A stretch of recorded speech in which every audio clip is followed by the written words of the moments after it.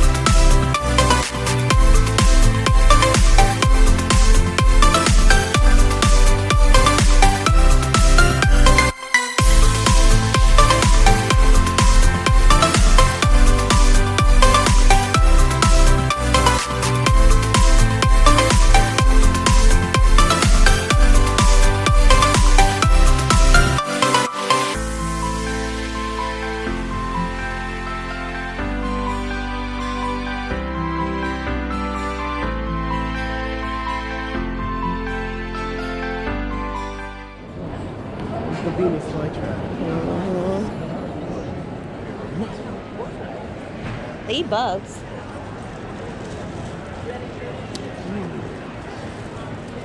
So I'll be getting those. There was this one place that had a ton of airplanes. Yeah, but they have the stuff. I just want the actual plant. I need to get some dirt. I don't know which one. I might get some mom here though. So mom, so see, this is what you could do. Once if you were ready to go outside in your garden, you could just buy the root, put it in the ground, and then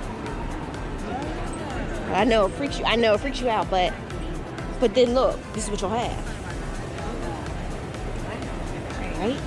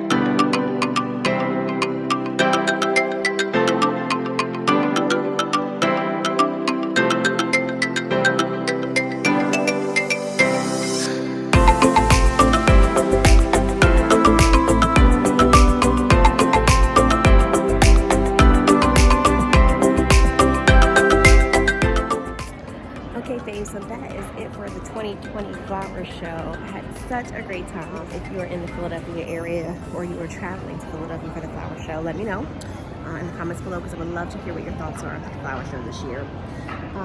Really, really pretty exhibits, amazing flowers as usual, as per, and really fun adventures that you can add on to your flower show experience, butterfly experience, brunch in the garden, make and take. There's so many other things that you can just add on to the flower show, so I highly recommend that you do that if you can, if you have the time. If you are not already subscribed to this channel, hit that little red button below for me. Thank you. Follow me at day-to-day highlights, Living for the City, on Facebook at Living for the City 77, and then you can hit me up on Instagram at living_for_the_city. And I think that's it, things. Thank you so much for joining me on this year's flower show excursion. Until next time, bye.